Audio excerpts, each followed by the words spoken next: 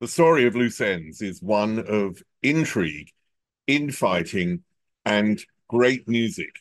It's one that's so complex, I've decided to put this story into two parts.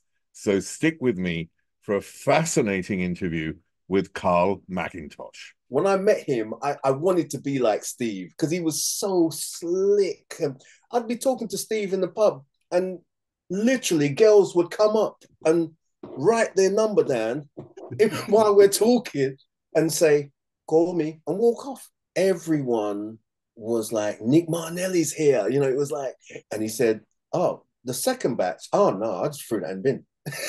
He said, I just threw that in the bin. It was the first songs. Those are the songs. That's the ones I wanted to record when you come to Philadelphia. Sometimes he had this habit of breaking into the session and just throwing everything out the window. Like literally just wrapping the microphones up and just throwing it out the window. Dad, if you could only see me now. But the main thing was that if he was there, he would not be impressed. And he would be asking me, what the hell are you going to do now? Don't go away. The first part of the interview with Carl McIntosh is coming up, but just time for me to ask you to please subscribe. It helps me and it allows you to find out when I've posted something new on this YouTube channel. Okay, without further ado, here is Carl McIntosh, Loose Ends.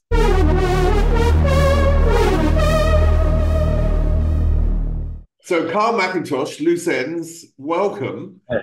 You were brought up in Hackney, I believe. That's right. And I just wondered what sort of music you were brought up around. So the music side of me, how even the way I got into music was because my parents were terrible romantics. They would be love on the weekends, and then they would get into an argument, fight, whatever. They used to have parties. Someone would be dancing with someone for too long. And next thing you know, it's jealousy. And then there'll be some sort of argument followed by the next day, which is where the romantic side comes in. After the arguing, my dad had a great extensive record collection. And in order to woo my mother back to him, he would start with, it was like a ritual. Like he would start with Isaac Hayes, I Stand Accused. And then he would go on to Donald Byrd, a few instrumentals from Flight Time, and then Curtis Mayfield. And eventually it would be leading up to Al Green, and then Marvin Gaye. And that was my weekend, really. And so, yeah, I got used to hearing these songs. I guess that's where a lot of the music in me came from, the influences of those records. I think it's sort of like a universal story because I remember when I was younger, my parents argued like crazy. Right, And my escape was to go to my room right, and listen to music. So, right, in a sense, right. there's a sort of similarity. Except Mm. my father didn't have as good taste as your father. And my dad wasn't a very lovely guy, so to speak. He didn't talk much, but he just had a thing for music. And I guess that was his little thing. I guess that was his escape from the nagging woman, which was my mother. I did hear that your father was convinced that British people couldn't play soul music. Yes, he was. What did he think of your playing? He thought it was rubbish. Oh my Totally. God. Yeah, yeah. No, he thought I was rubbish, and he thought all British musicians were rubbish. He said we can't play music like the Americans, and this was not up for grab, like an argument that was up for discussion. It was a point blank. Nope, they can't play like the Americans, and that was that. And in a sense, it sort of drove me Yeah, because I mean, I just want to say, because it's a sort of parallel, really, to Brian Wilson. of the Beach Boys because his father used to shout out that he wasn't good enough. Everything he did wasn't good enough. And he became a perfectionist. I think it gave him the drive, but he became a perfectionist. Do you think that's where the perfectionist in you may have come from? Oh, absolutely. Without a doubt. In fact, I miss the old Git, you know, I really do. There were times when I was sort of sitting in a good place in my career. And, you know, we were doing the whole Richard Branson's house thing. And, you know, we were in Necker Island. And I was sitting on this roof of Richard Branson's house. He's got a running track on his roof. And I was sitting up there, it was sunset, and I was thinking, wow, this is just the most beautiful day. And kind of looking at my life, thinking, wow, Dad, if you could only see me now. But the main thing was that if he was there, he would not be impressed. And he would be asking me, what the hell are you going to do now? Because he's just not impressed with anything that you've done so far. And if you are around people that are impressed, he would be then trying to figure out, well, what's your plan from here? And I guess that I miss that, especially at that point. You know, I miss having that doubter there, you know, because it keeps me on the toes, kind of in a funny way.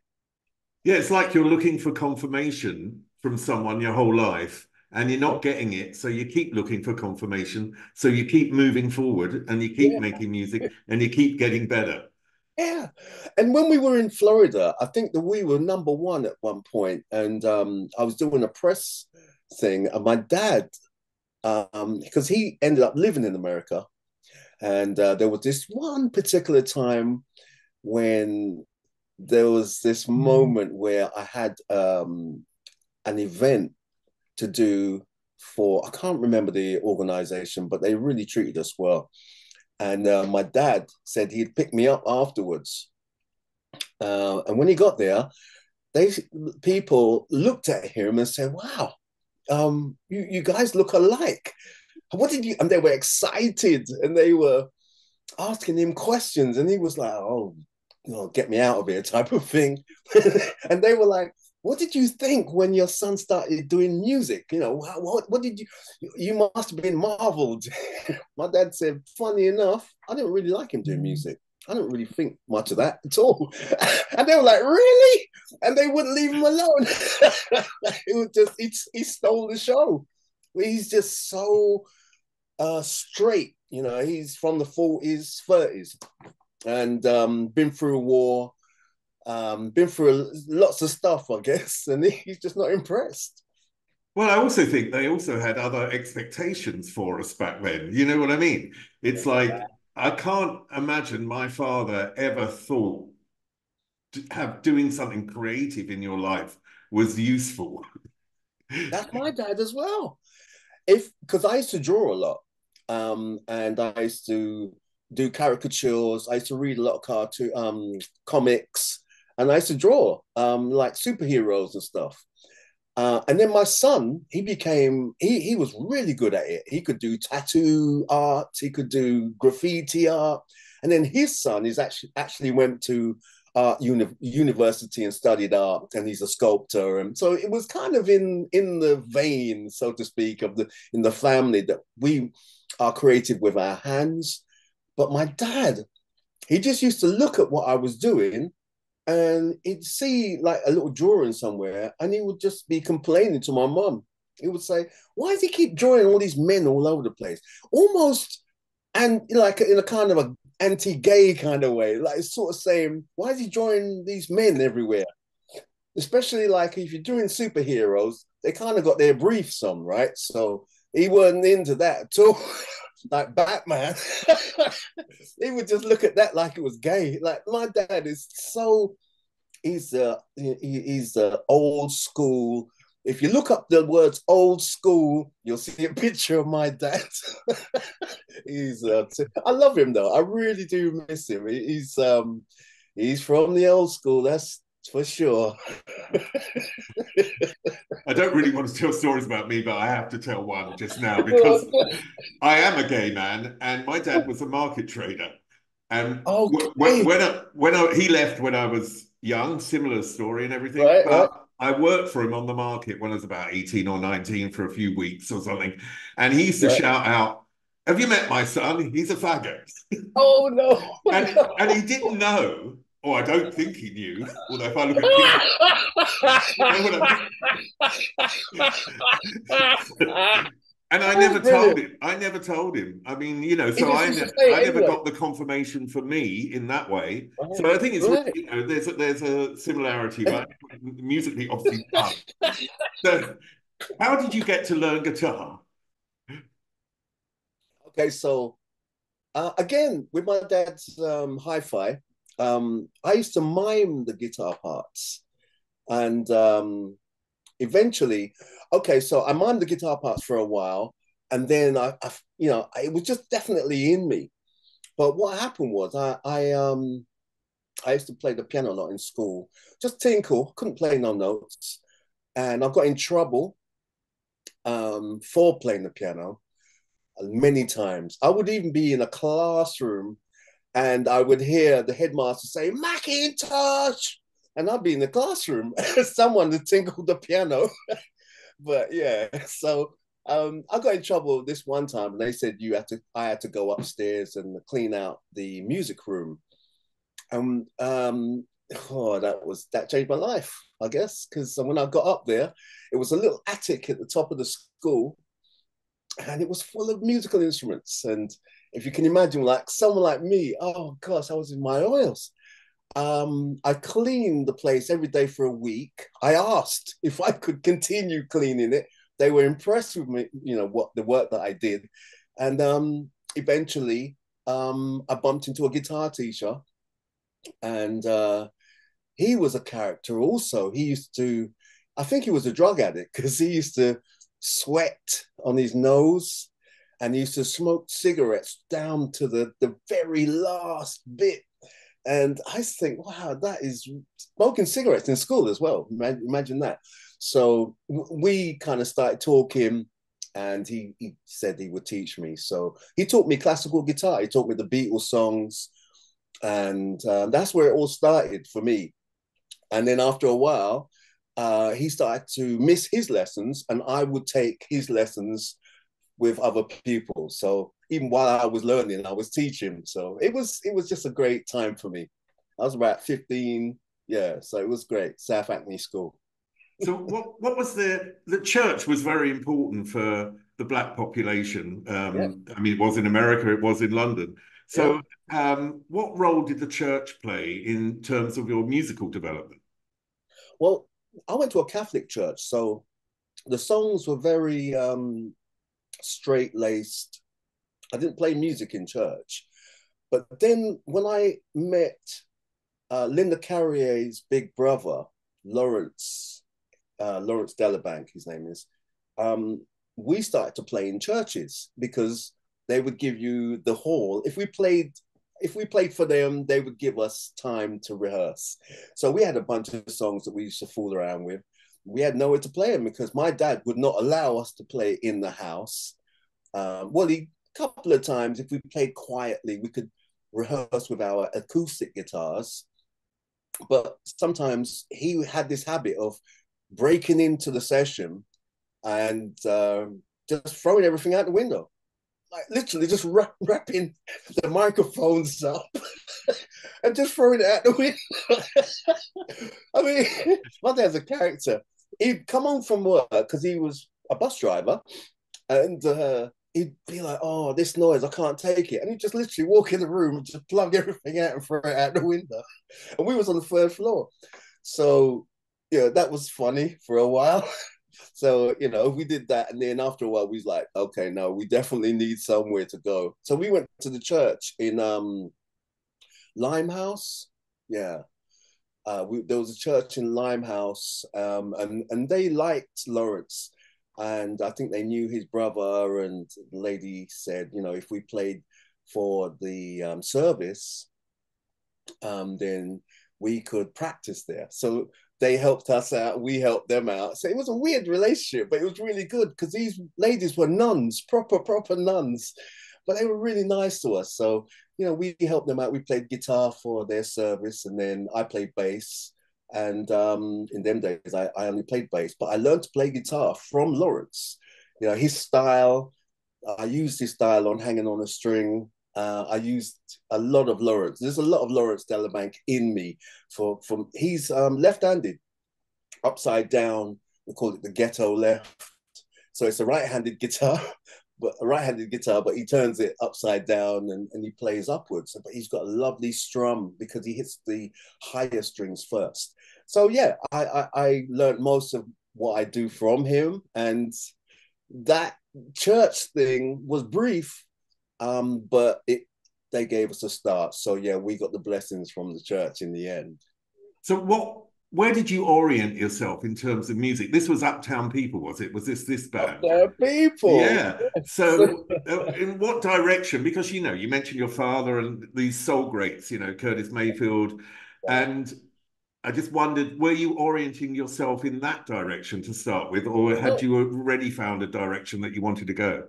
No, okay, so I really didn't have. Okay, so when I met Lawrence, it was me and Lawrence, and I was just playing the bass notes to Lawrence's ideas, and then myself and Lawrence, we would put vocals on top, but these vocals would be more like chanting vocals, not like crooning. You know, do a whole verse and then do a chorus. It wouldn't be like that. It was like like rock. Down, get on, you know, them so kept that moving on, that type of stuff, like BT Express, you know, like the world. So we loved that side, but then after a while, I think one of the first records I found of my dad's was a record called Buddy Rich meets Gene Krupa, and it is actually a great jazz record. And I used to play the hell out of it, and I think he lost it because where I found it, it was like underneath my mum's bed somewhere. So I kind of hid it from him and just used to listen to it on my own, like when he wasn't there. And I fell in love secretly with jazz.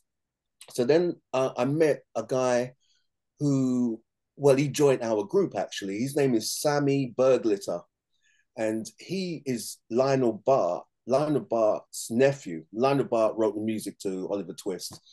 And so he was studying jazz. And so I figured, well, he seems like a technically much better musician. So I took myself off to Morley College and I started studying jazz ensemble, jazz composition. And so, yeah, from there, I started getting into more other bands like jazz rock, Brand X, whatever. There was so many, like Genesis, the drummer from Genesis, he played with Brand X. And then there was Percy Jones. Percy Jones, the bass player. That's my favorite all time.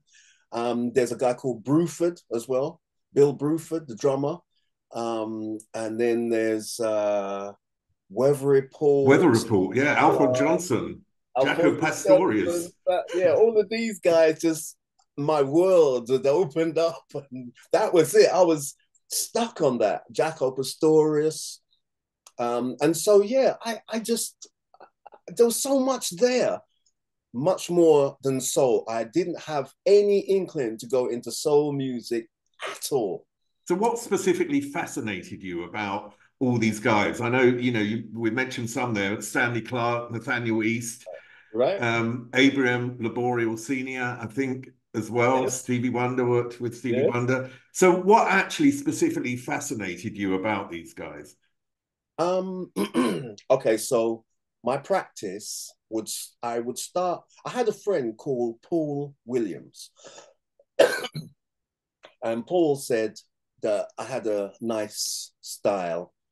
And then he said, "Can I borrow your bass a second?" And he played the bass like Nathan East. He played the bass, played the hell out of the bass. I really didn't want the bass back after he took it. It was a beauty to watch him play. He was so chunky and he handled the bass like a real pro. But he was younger than me, and so that I was really put put back by that. I was like, wow, how old are you? And I think I was 15, 16. He was 15, I was 16. And then he said, you know what? There's this album I've got to get. It's called Bob James 4. And he said, you should get it and have a listen. And when he said it in a kind of way, like I thought, okay, all right, better write that down. So I went and got the album. I went and listened to it. And I thought it was magical. But then the next Monday, when I saw Paul, he said, have you learned it yet? I was like, what? He said, have you learned it?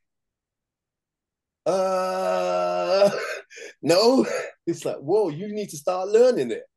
I was like, okay.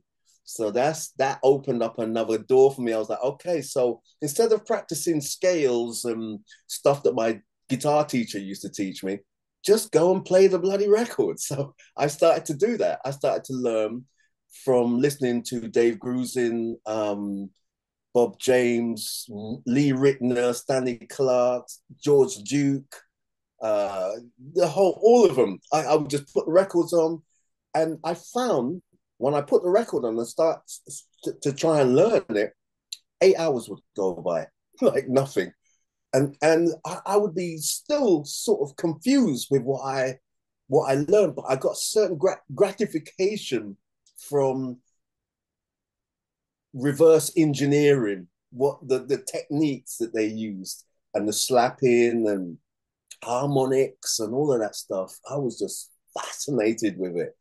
So yeah, I was going down that road. I wanted to do jazz fusion.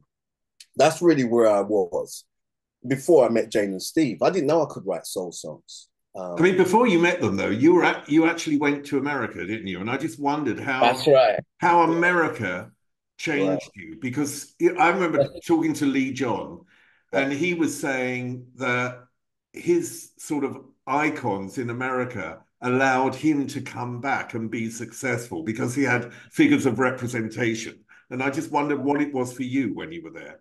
Yeah. In England at the time, we had pop radio. So we had Tony Blackburn in the mornings. We had, it was just, normal pop radio. But I got to America and they literally had jazz on the radio, that blew my mind. So you'd hear, good evening, New York. This is 178 or whatever, and this sexy sort of voice would come on, and then you'd hear jazz, and we're like, wow! I've never that just blew my mind. So my mother, I went with my mum, and my mum, she went shopping one day in Queens, and I'm walking with her. She went into this shop and she saw nothing, so she came out. But just as I went to walk behind her, I heard Boogie Nights. Oh, I was like, this is wicked. And then it went into Boogie Nights. And I was like, okay, this is a pop song. Okay, it's nice. I looked around, my mum was gone. So for a minute, I was really frightened. I was 16. I was in New York. There was people bumping into me. It was like I was in a marketplace, but it wasn't a marketplace. It was just a normal high road, and it was Queens. You know, when you see those movies, and they got it's like a framework, like a train is running over the street, and they got this framework going on in the streets. That's basically what it was like, one of those streets with all the framework going on, lots of pickpocketing and stuff. So I was lost and I was so scared. I didn't know my way around. I didn't know nothing. And then my mom gave me a cut round the ear. Said, come here, you. Where you been? You know how worried I've been? And she dressed me down for about 40 minutes. She was really worried about me.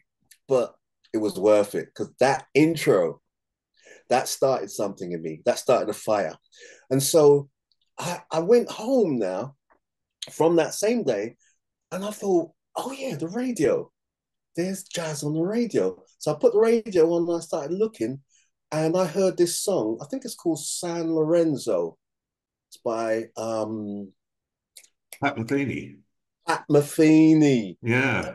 Every day they played that song. And I think it's harmonics. And it's so beautiful, calming, and it sort of takes off and then it comes back down again. It's dynamics. And I listened to it every day and it did change me. When I got back, my taste was no longer, I really almost outgrew Lawrence in that trip because, you know, he just had that sort of style. He was a great guitar. He still is a great guitarist, but that is his style. He doesn't do anything else, right? But when I listened to Pat Metheny and all these other people, I thought, oh my gosh, there's so much more.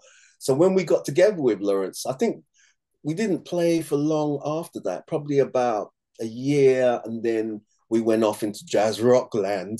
Me and Sammy, we're still mates now.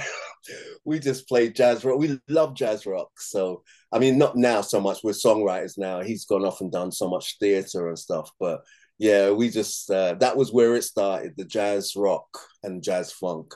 And still nowhere near any soul was coming out of me. I was just learning. You know, I was just happy to be a bass player, actually.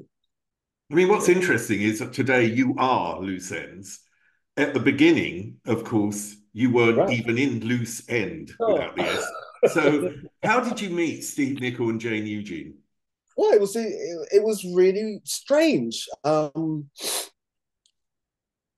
really, there's different stories, but the story, it's a crazy story from my perspective. But I've met other people that tell me that they actually spoke with Steve and put my name forward because Steve, he didn't want an audition situation. He wanted to work with people. I think he was actually going for. Excuse me 1 second. Let me just call him. He was actually going for Second Image, the group Second Image from Tottenham. I think Junior Blomfield is the bass player. I think his name is Junior. I think he calls himself Sam or Junior. I think those are both his names, but we used to know him as Junior. Now I think he calls himself Sam. The Blomfield brothers, good-looking guys. They got good-looking family. Everyone in that family is like really good-looking, and they used to have a band called Second Image. So I think Steve, you know, he was quite handsome himself. He was a model. And he wanted to fill the group with people that look good and stuff. But I don't think Junior was available because he was committed to his brother's group and stuff. And I was already playing in about 5 or 6 groups. I was in a reggae group. I was in two jazz funk groups, and I was just having fun. But I used to have asthma bad. I think I had an asthma attack the night that I went to the audition. Yes, I did. Because what happened was I was in the basement with damp, and Paul Hardcastle, we used to share. I'm not sure the band that he was in with the singer guy. I can't remember the name. Anyway, he had a group, First Light, was it, or something like that? Anyway, he was in this group, and they used to rehearse same place as us. I think they rehearsed there after us. So when we're coming out, I see Paul coming in, and it was damp in there, and I think I forgot my inhaler. I started feeling a bit wheezy, and then I had this phone call, and it was a toss-up. Do I go home and get the inhaler, or do I go to this audition? And in the end, I just went to the audition. And when I got to the audition, they were all smoking in there, not drugs, but just cigarettes, and it was hot. It was actually a gentleman's house. He had turned his front room into a rehearsal. I don't know how he pulled that off with his neighbors, but the is it the Fridge? Which is the one? The Academy. The Academy in Brixton. There is a roller skating park on the side of it, and there used to be some flats right there. I think they're still there actually. I think they put some nicer flats in front of the park, but his flat was overlooking the skateboard park, and it was carpeted top to bottom, ceiling, carpets all everywhere. So it was hot. It was a bad environment for an asthmatic, definitely. But when I got there, the drummer, I remember he couldn't play in time, but he looked good. There was some background vocals. They couldn't really sing, but they looked good. Everyone looked great. They're all models. Because Steve was a model, Jane was doing fashion. Apart from everyone looking good, did Steve have a direction in terms of music at all?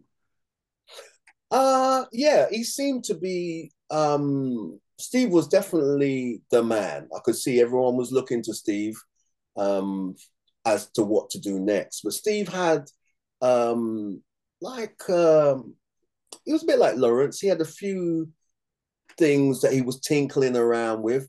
They sound like Joe Sample. They sound like the Crusaders. Sounded like he listened to a lot of Joe Sample, and he was able to play it as well. So it's kind of like you're playing chords, but you're playing the lead parts also in the song that you're playing. So it wasn't too much lead, as in solos. It was just melodies and stuff. But he was really good. And Jane was there. She was leaning over the piano, and those two, I could tell those two were closer than everyone else. It seemed like it was those two's thing, and then everyone was their mates, sort of thing. But when I did the bass, I played bass, and after I played the bass, I think I had my guitar with me, or there was a guitar in the corner, and I said I played guitar as well. So I put the bass down, and I started playing some guitar. And I think Steve was like, "Oh, this one, okay." So I think he was more impressed with the guitar playing actually than the bass. So yeah, that we went from there. So I said to him, the drummer, you might want to get someone who's steadier, And, and what happened was the next time he said, "Can you gonna come back next week?" So I said, "Yeah, I'll come back next week." But when I got back there was only three of us. So I said, "Where's everyone else?" And he said, "Well, I've had to let them go. I think we've got enough here. This will be the nucleus." Oh, okay. And from there on, because Steve was fresh out of college, I don't think Steve had much real experience of being in a band, jumping in the back of vans with instruments, doing gigs in pubs. I don't think he had that experience. He was a very bright student. He had come out of school with flying colors. It's strange. His father grew him up, not his mother, his father. His father grew up, I think, about 7 or 8 boys. And every single one of them came out with 5.0 levels, 3 A levels, just A levels galore, every single one of them. And Steve, he was amazing. He had a degree in music. He was barely 22. He had he was 22. He had a degree in music and drama. He could sight read. You put something in front of him, he would just play it straight. He was a clever lad. He had straight A's, A levels, about 5 A levels, 8 O levels. I was really impressed with Steve. Steve, when I met him, I wanted to be like Steve because he was so slick. And I'd be talking to Steve in the pub, and literally girls would come up and write their number down while we're talking and say, "Call me," and walk off. And I would be like, "Who's that? Do you know her?" He was like, "No, I don't know her." Like, wow, okay. Did he present the band to you as a sort of collaborative effort, or was it clear that it was his band at the start? Ooh, Great question. And there'll be more coming up from Carl in a second. Don't forget, this is only part one. Part two is also available. Now, please subscribe. It helps me and it allows you to find out when I put something new on this YouTube channel. Okay, let's get back to the interview, the part one of Carl McIntosh.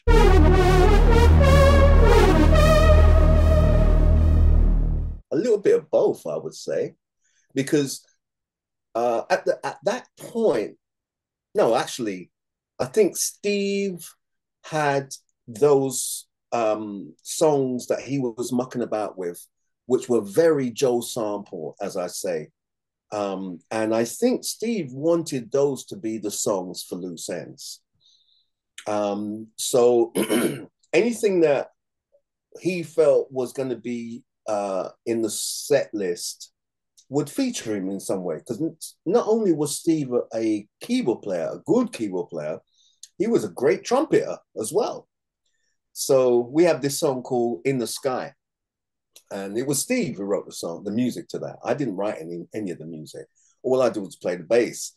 But Steve had this trumpet riff that he would do, bam, bam, bam, chromatic, you know.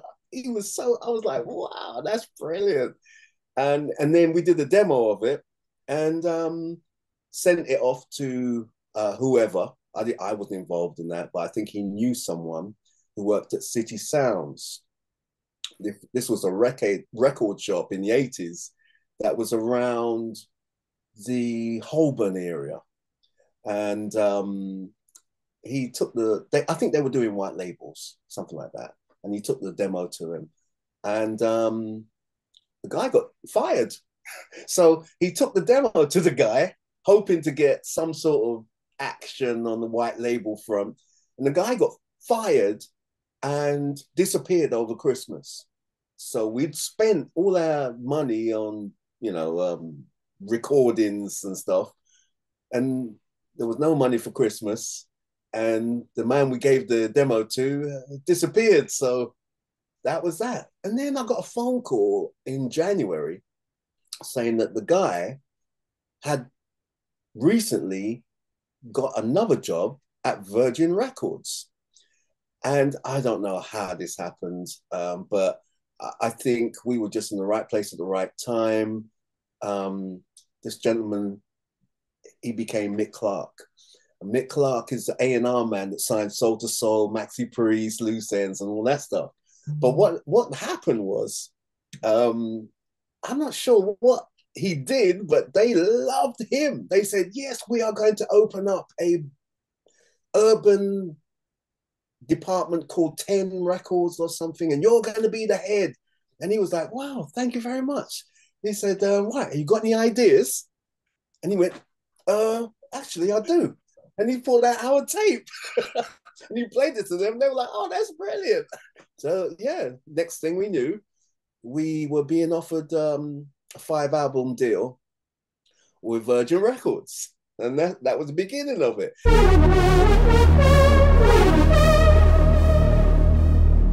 And at that point, it was still Steve, Nichol. It was Steve's show, so to speak. So they put us on a barge in Little Venice. I'm not sure if people know where that is.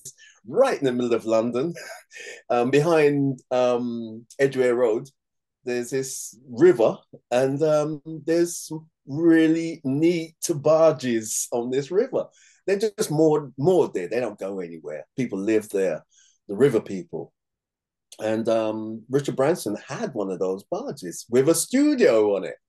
So we used to go there, I think, every Thursday and put Steve's songs down. And the problem, this is kind of how I became more involved in the band, because Virgin did not budge on any of these ideas. I don't think that they were Crusaders fans. Did they have a specific vision for the band? This was the thing, because even though we were signed with a very jazz funky sort of sort of song. The actual deal that we signed was the parameters, had the way that went was you had to release 3 singles, and if one of those 3 singles went into the top 40, that would trigger a clause in the contract that would open up an album clause. So this is what happened. We did the first single, In the Sky, and nothing happened. I think it got to number 1,000 or something. And then we did, for the second single, we worked with a songwriting team called Tony Ajagbe and George Hargreaves. And George Hargreaves, he wrote this song, well, both of them, they wrote a song called We've Arrived. And what happened was, because the first one was jazzy but went nowhere, we then we met The Real Thing when they were producing our first single, because they were the producers of the first single, and they had managers that seemed to know their way around the industry. And that's Chris and Eddie Amu, isn't it, from The Real Thing? Chris and Eddie Amu from The Real Thing. They were our producers, but their managers, one of them, he used to have a TV show called Ready Steady Go in the 60s. His name's Tony Hall.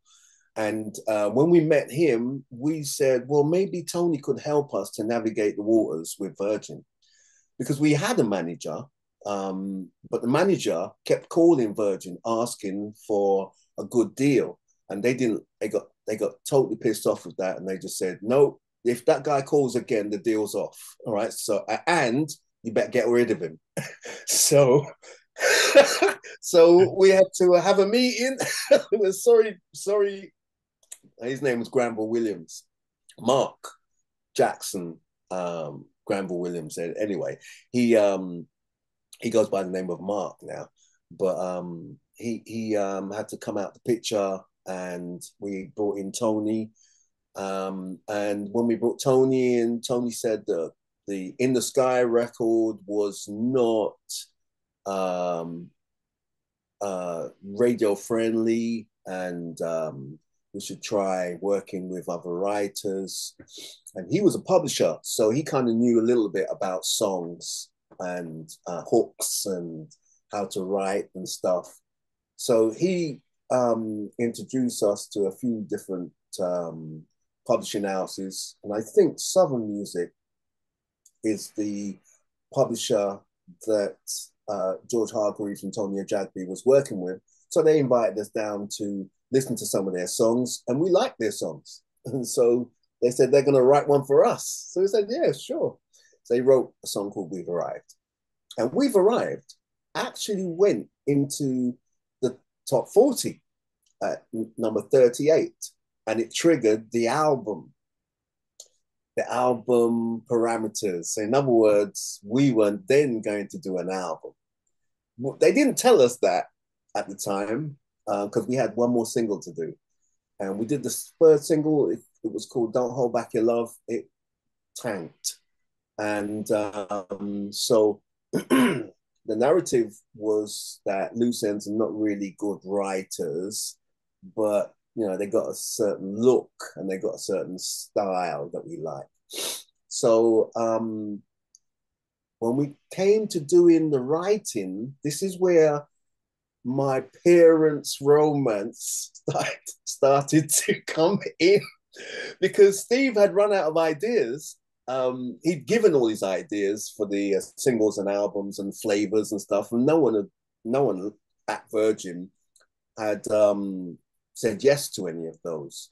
So it was either writing with other people, writing with outsiders, or writing within the unit. So what happened was Steve had gone on, after he signed to Virgin. Steve was such a jet set. I love this. He signed to Virgin, and then he went on tour with the Jam.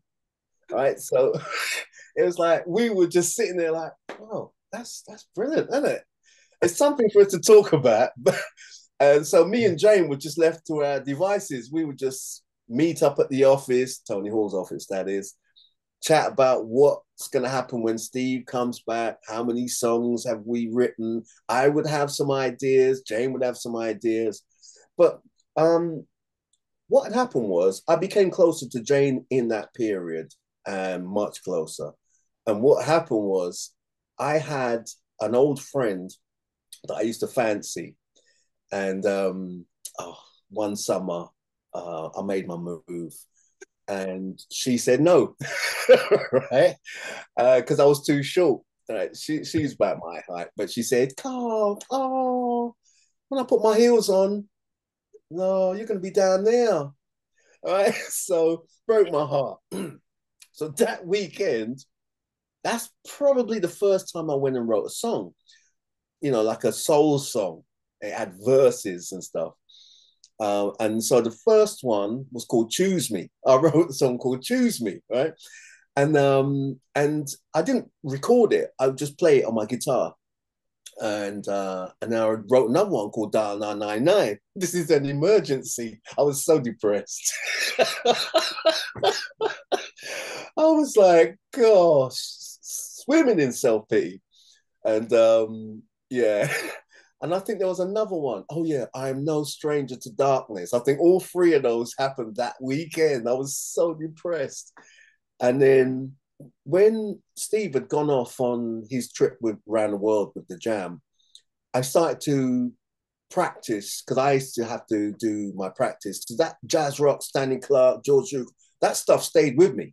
So every day after I came back from Tony Hall's office, I'd stick records on, get my bass out, and start practicing until about 8 or 9.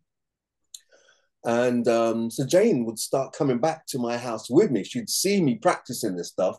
And then while she's there, I might play a few chords on the guitar. She loved that. And then I started to play Da 999, Choose Me. And when Steve got back from his tour, we were in the studio. Steve had come up with more Joe Sample type, you know, songs. And he played it for us and we recorded them. And then one day, Jane just started singing, you can pick me up, you can pull me down. And I just started playing the guitar to it. And Steve looks over, he goes, what chords? So I told him the chords, B minor 7, E minor 9, you know, and then he was starting to play it. And then before you knew it, we was all playing down 999. And the same with Choose Me. And he goes, well, so when do you not come up with this then? So Jane just said, well, it's Carl, really. I'm just singing his song. But I didn't have a second verse and I didn't record it. So it gave everyone an opportunity to help me to finish the songs. So Jane wrote, you know, verses. Steve was more, he wasn't a writer in that aspect. And I think even in Loose Ends, from that moment on, Steve was more of an arranger and he was producing as well with the sound, because he's very good with sounds, keyboard sounds, very good at choosing. And he was a great bass player, a better bass player than I was, really. When I say better, yeah, I would say technically Steve had bass ideas which blew my mind. I mean, I don't know if you've heard this song called Magic Touch that we do. The bridge, if you listen to the bass, that's a typical Steve type syncopation, and he can play it while he's drinking a beer as well. He can talk to you and he'll be like playing away. I mean, one time, I'll never forget this, we were doing 5-star, we were working with 5-star, and I walked in and I'm talking to Steve, having a fully blown conversation, and we were doing All Fall Down. And this bass line is like, but something like that. Some real complicated bass line. And he's chatting to me. Everything I'm saying to him, he's answering me back. And then I look over and the red light's on. He's actually recording. I was like, Steve, oh my gosh, this guy's a monster. I loved him for that. He was so straight, you know. I want to jump a bit because I know that, yeah, go ahead. In a sense, when Nick Martinelli came onto the scene for you, Right. this changed in terms of production and the sound and the finished Yeah. product. So can you tell me about what he brought to Loose Ends at that point? Right. Well, if you heard our demos of Choose Me, Dial 999, and just in general, they were primitive. This is the only word I can use. It was a Tascam 8-track, 4-track, and very primitive. I mean, we used to like listening to them because we knew they were so bad that they could only get better. But you had a song in there, and you had a style in there. That was something that we were hoping that we would one day be able to convince people that it was actually a good thing. But most people we played it to, they was like, yeah, it's all right. And then they would say, have you got something else to listen to? You know? And then we sent Mick Clark. We had a meeting with Mick about the direction of the album, our lack of, with the songwriting, and possibly where would we want to do our album. So we immediately jumped at the chance and said we want to work in America. We want to work with. I like Dexter Wansel. I liked from Nights Over Egypt and stuff like that. I love all that stuff. I love the Philadelphia thing, but didn't really know how deep it went. I love Philadelphia because there was this group called what they called 10%. They had a song called 10%, and they were from Philly. It was on the South Soul label. And so that's really that. And the OJs was the only thing I knew about Philly, really. And then Mick Clark sent me Brandy Wells's album, and I loved her album. It was very dreamy, and I'm an Aquarian, so I love dreamy stuff, and I loved it. So I thought, wow, if we could get half of that vibe that he's got, the actual producer has a vibe. If we could get half of that into these little songs that we've done there, that would be enough for me. There's actually a And video on YouTube of Brandy Wells with Watch Out, and it's amazing. really, Absolutely, yeah, oh, I'm yeah. gonna have to watch. I'm gonna have to look at that because yeah, that Watch Out. I think that was Nicky's label, Nicky's production company. Yeah, Watch Out Productions, yeah. Yeah, and I loved that album. I loved every track. I didn't know who Brandy Wells was. Never met her. I don't even think we met her while we were working with Nicky. I think no, she did. She might have even sung on Dial 999. These girls, they came in so quick and just sung the song. Anyway, getting back to Nicky. So he we sent Nicky those terrible demos, and Nicky came to London. And when he came to London, not only did we send him those demos, but because Tony Hall is a stickler for songwriting, he made sure that we worked with other songwriters also. But the songs that we had done with those other songwriters, there was one guy called Ian Foster, who was an artist, and he has a sister. Is it Gina Foster? She's a singer. I think she sings with Jamiroquai or someone. She sings with someone big.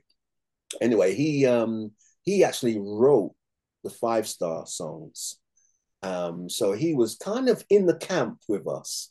I think he was related to Steve's lady at the time, his missus, Joanne. And I think Tony Hall was looking to sign him to his publishing company. And Tony said, I think you and Ian should sit down and write some songs. So we wrote some songs with him, much more radio-friendly songs. We sent those off to Nicky also. And when Nicky came to London, he didn't tell us if he liked the songs or not until he got to London. That was really, the suspense was killing us. We were like, please, which songs did you like? Because we want to know what album we're going to make. And he said, oh, I loved your songs. I said, we're looking at each other like, which songs did he mean? He said, so the first batch was our songs. The second batch was the stuff that we did with other writers.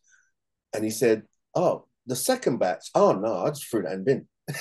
He said, I threw that, I just threw that in the bin. It was the first songs. Those are the songs. That's the ones I want you to record when you come to Philadelphia. And that was the magic words. We got to Philadelphia, and his vibe was, I don't know, it was like he had everyone was like, Nick Martinelli's here. You know, it was like, he was like a really big guy in that vibe there. And it was weird because he's Italian. He's all, you know, he's a little gay Italian guy that just, how did he get that? I just don't understand it. But see, the thing is, the Philadelphia, they have some great clubs in Philadelphia, really great clubs. And he was a Philadelphia DJ. So he knew what was happening in the clubs. He had that what, I guess the DJs are the last people in the industry and the first people in the public to hear the song, and they gauge your reactions. They're the first who can do that. They're in the best position to do that. And he had that executive ear that he could hear, this one's going to make people dance, and that one's going to make people, you know, move and stuff like that. So he had that. And when Nick Martinelli would be in the studio, Nicky was very good at bringing in other flavors from outside. He would listen to the song and he would know from the demo what in his head would work in terms of programming, drummers, percussionists, and he had access to them all. He could pick up the phone and speak to someone. He put the phone down. He would never say, I'm going to try and get someone to do this. He would just pick up the phone. Herb, I want you to come in and listen to this. And then the guy would just be there like in 20 minutes. And it was, and whatever the guy, Herb, whatever his name is, what came in and played, it would be exactly what the track needed. So we were not used to that. We were like, wow, this guy really can do this.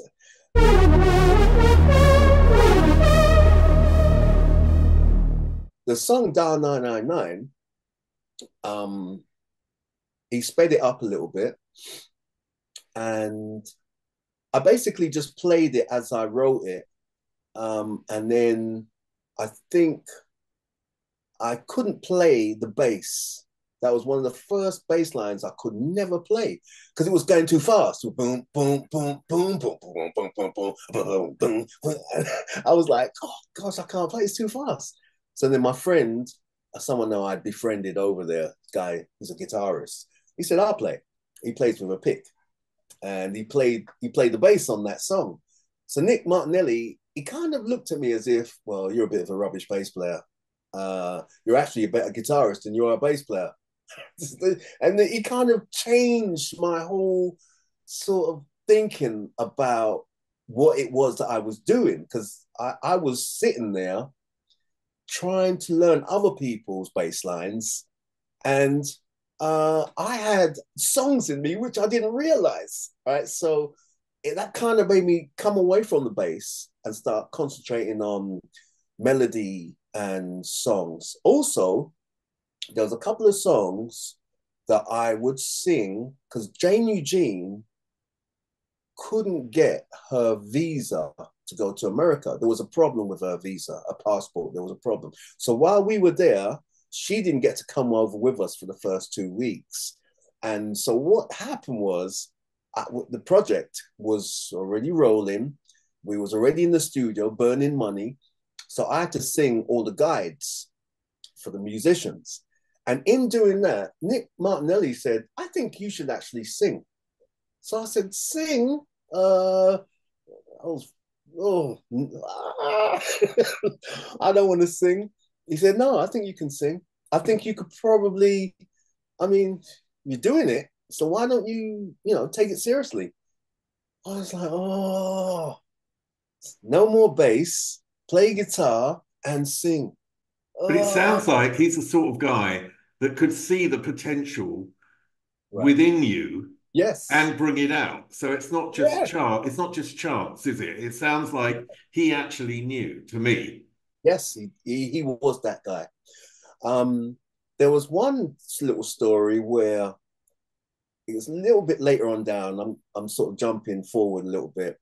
I had this idea. It was Slow Down, but it was a reggae song. And I just bought my drum machine, Lin 9000 or whatever, and I come up with these ideas. And he listened to the reggae song and he said, "That ain't reggae." I was like, "Trust me, it's reggae." He said, "Why don't you do it again with a Roland 808 drum machine? And this time, think about Kenny Burke. Give it all you got." And that was it. And he always walks off like a mic drop. He'll say something like that, and he'll walk off. That's the only time you know that he's gay, is because he'll have this little walk that he does. It's a bit like, "I told the bitch," you know. That's kind of what he. And he would just walk off, and he knew he was right when he did that, and we knew he was right. So that basically is, you'd have to hear the idea, because it was terrible. It was a reggae song, sounded like Aswad, sounded like I was trying to do a fake Aswad. But he heard the potential to make a hit record from that. Just by saying those little words, he got me to go home and create Slow Down in the form that it's in. That's it for this part one of the interview with Carl McIntosh of Loose Ends.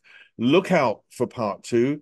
And just to give you a little tease, a feel of what's to come, here's Carl. He became embarrassed because he bought his house, but he didn't do anything musical.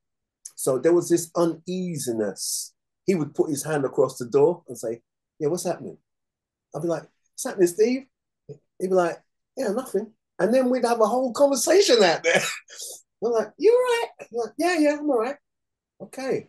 All right, then. I'll just maybe catch you up later.